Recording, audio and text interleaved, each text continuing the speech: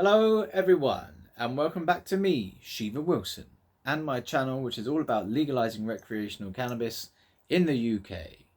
Now today, we have a vision for cannabis legalization, legalized flower, legalized cannabis in the UK. So here's a glimpse into what a legalized cannabis landscape in the UK might look like, considering various aspects. So yeah, I'm going to go through this vision and see how that comes across to you. And if you like the vision or don't like it, then please do comment down below and we'll get the conversation going. So here's a glimpse into this vision. Retail and consumption. Licensed dispensaries, one of my favorite ideas. Similar to alcohol, licensed dispensaries would sell cannabis products offering various strains, concentrates, edibles, and potentially even topical products. Topical products, I think, is stuff you put on your skin.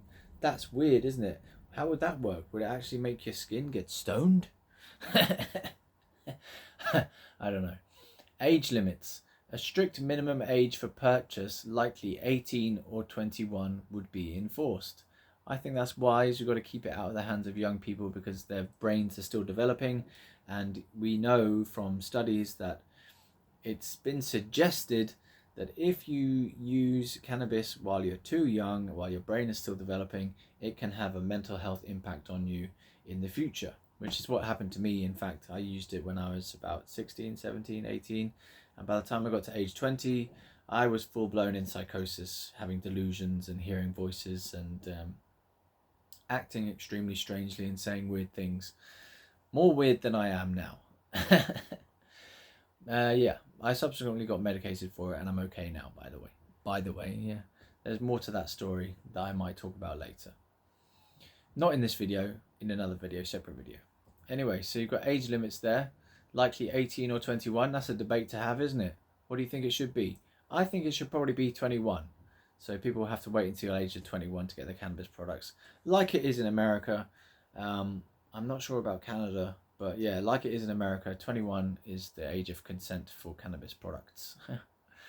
Personal consumption restrictions. Smoking in public would likely be prohibited, similar to cigarette smoking. Well, I get the feeling like cigarette smoking in public is allowed at the moment, but they're going to be probably banning it in pub gardens and at stadiums and things and nightclub venues. Outside smoking areas are going to be a thing of the past. Bums, that sucks. I used to like smoking areas. So it's likely that in the UK they would ban smoking in public, smoking cannabis in public, I think. That's my personal opinion. However, designated consumption lounges might emerge for social use, like they have in the Netherlands. Yeah, similar to coffee shops in some countries. Home cultivation. Limited home cultivation for personal use might be allowed, with restrictions on plant quantity and specific regulations, like they have in Germany, where you can have, I think it's 3 cannabis plants per person. I think it's 3. I should really check that. But yeah, look that up. Germany's legalized cannabis on a sort of decriminalized / legalized level at the moment.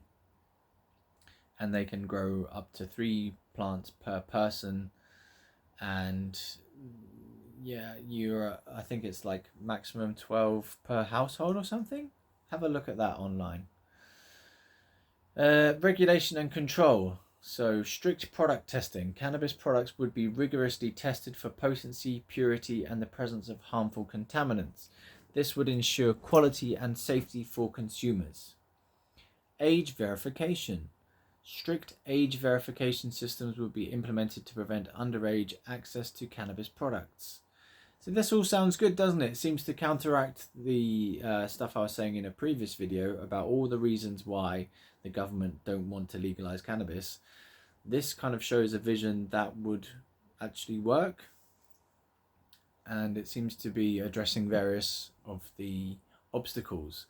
Advertising restrictions. See, at the moment you've got some black market dealers advertising or using stickers on like the underground and on streets, on walls and stuff, and In this vision, there would be advertising restrictions. Marketing and advertising would be tightly controlled to prevent appeals to minors or misleading claims. See, that's good. I think that's a good thing to have, restrictions on advertising. You don't want to make it like, you don't want to be sucking people into the cannabis world who don't want to by advertising to them really heavily. And it's kind of dangerous, I think, to do that, because advertising goes out to everyone, and then the youth will get hold of the advertising and go, oh yeah, cannabis is a great idea, and they're like a 5-year-old who's seen an advert for cannabis pre-rolls on TV or on a big billboard or something. Yeah, I don't think that's a good idea. So advertising restrictions, marketing and advertising will be tightly controlled to prevent appeals to minors or misleading claims. Driving regulations. Driving under the influence of cannabis would be strictly prohibited, with stricter driving under the influence laws and enforcement. Yeah, I think that's good. Keep it out of people who are driving unless they're a medical patient. I found a bit of mud on the floor from the plant. Anyway, social impact. Decriminalization. Here it says previous convictions for possession of small amounts of cannabis would likely be expunged or pardoned, which I think that's a great idea. Release the prisoners who have been imprisoned for cannabis possession, and only cannabis possession, because it's pretty much a victimless crime.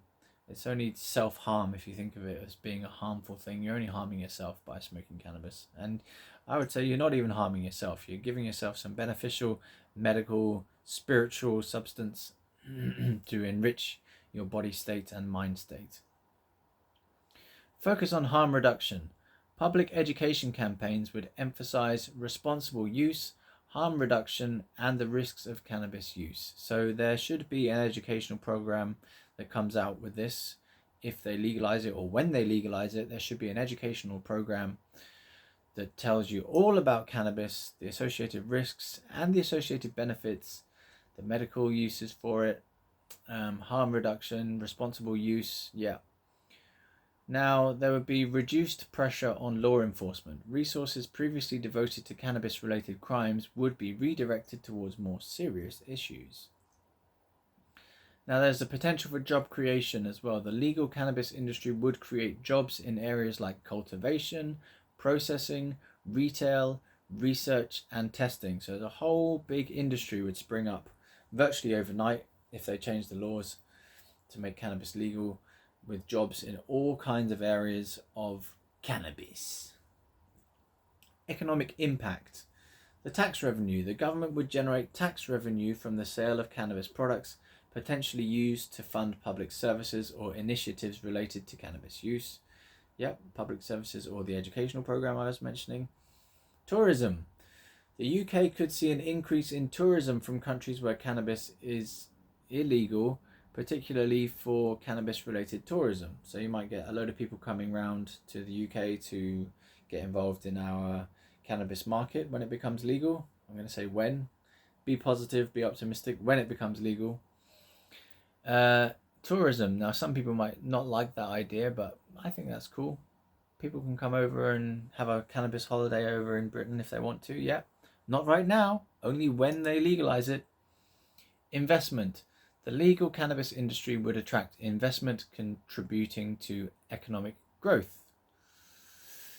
Now we've got some challenges and considerations. The black market. A thriving black market might persist, selling cheaper, unregulated products. So this is the negative part of the vision. Public health concerns. The potential for increased cannabis use and related health issues would need to be carefully monitored and addressed. Social equity. Ensuring that the benefits of legalization are shared equitably across communities, especially those historically impacted by prohibition, would be crucial. International regulations. The UK's international obligations regarding cannabis would need to be carefully considered. While the above is a hypothetical scenario, it highlights the multifaceted implications of cannabis legalization in the UK.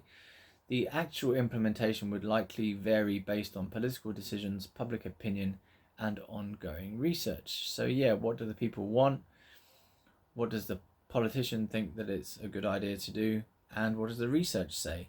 So a lot of the talk about cannabis laws in the UK is about the fact that we don't have an evidence-based policy in the UK. We have policies that are based on stigma, prohibition from 100 years ago, and negativity, basically fear mongering, and what do you call it, falsities, reefer madness,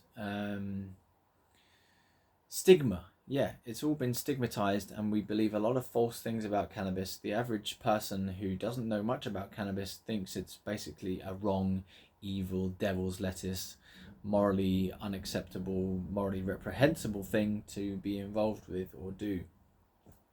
And a lot of people don't know that medical cannabis is already legal in the UK already, babies. So yeah, check out medbud.wiki for more information. So that's the vision for legalized cannabis in the UK that we have. If you want more on a vision for legalized cannabis, check out transformdrugs.org. That's Transform Drug Policy Foundation online. They've got a Legalise Cannabis UK campaign going at the moment. They need money for it as well. So if you want to donate to regulate, click on that link down below. And I will honestly see you in the next one. I'm knackered, man. That's the end of my week. Done my 7 videos for the thing. I'm going to go off. I'm going to use my nicotine vape. And thanks for watching.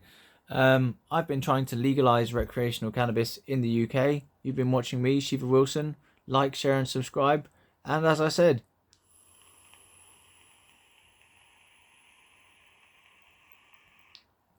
see you in the next one. Good night.